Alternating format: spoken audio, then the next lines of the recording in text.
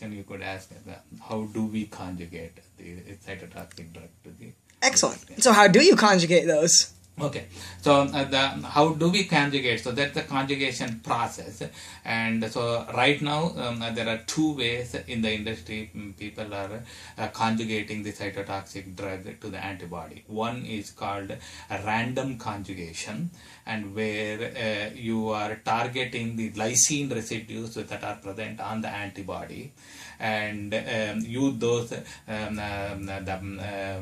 epsilon gamma groups of the lysine residues, and couple those lysine residues with the cytotoxic drug with the linker.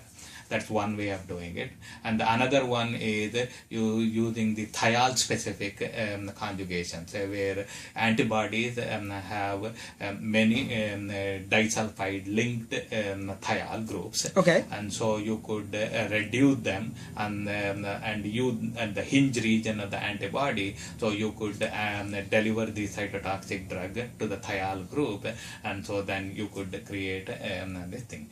So because of there are so many lysine residues in an antibody, and when you are trying to use the lysine residue to conjugate your cytotoxic drug, it's a random process. So the random process means it follows a Poisson distribution. So in antibody-drug conjugate, one of the terminology people you will always hear is drug-to-antibody ratio, or called DAR. So that means that how many drugs per molecule of antibody are there in your product. So that means, so if you say that I have a DAR of 3 or 4, so that means there are 3 drugs on an average or 4 drugs on an average per molecule of the antibody. If it is a random conjugation process, when you say that on an average I have a DAR of 3, so that means that it is not all molecules have 3 drug per antibody. So it is an average. So because it is a random process, it follows a Poisson distribution. And so you have a population of antibodies with no drug, and you have a population of antibody with 1 drug, 2 drug, and 3, 4, 5, 6, and so you average it out and then that is it. So because these lysine residues are present all over the antibodies, when you say that you have 1 drug per antibody, so that 1 drug may be present out of 43 lysine or 50 lysines at any one position of this thing. So it is a pretty complex mixture. And so the random conjugation process.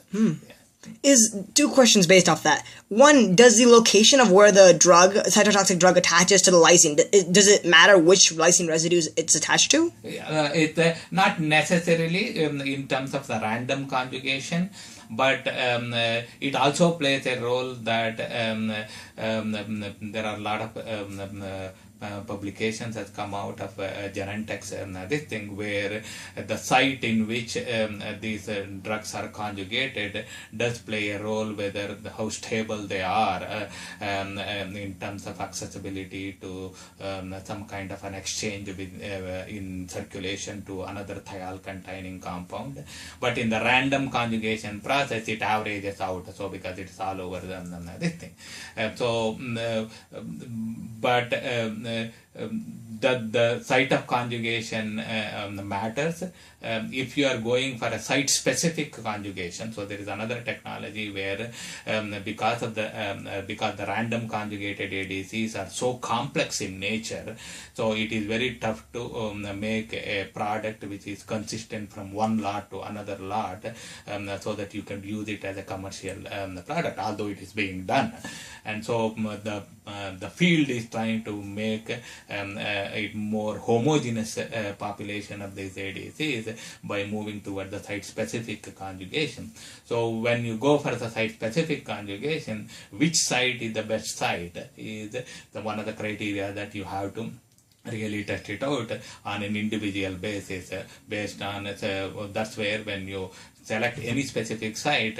So you have to use that ADC and see how good it is in terms of how stable it is in circulation, and how good it is in terms of efficacy and in terms of reducing the tumor load. And the second is how toxic those compounds are. And so based on all these parameters, so you may have to select the right site which is stable in circulation upon conjugation, and which gives good efficacy and with minimal toxicity. And so that is the approach people use whenever they go for a site-specific antibody-drug conjugate. Thank you. Another question on this topic. You were talking about the drug-to-antibody ratio, and you mentioned that you could have a drug-to-antibody ratio of 3 would mean you have 3 molecules of the cytotoxic drug for one antibody. Is there an ideal ratio that you often shoot for, an ideal DAR rather? And if so, how do you select for the antibodies which have that specific DAR? Okay, and so that's a very good question. So right now, currently people are looking for a DAR of between 2 to 4 as an ideal drug load on an antibody and this thing. So the how many drugs should be loaded onto an antibody to get a better efficacy and this thing, it all depends upon the potency of the cytotoxic drug.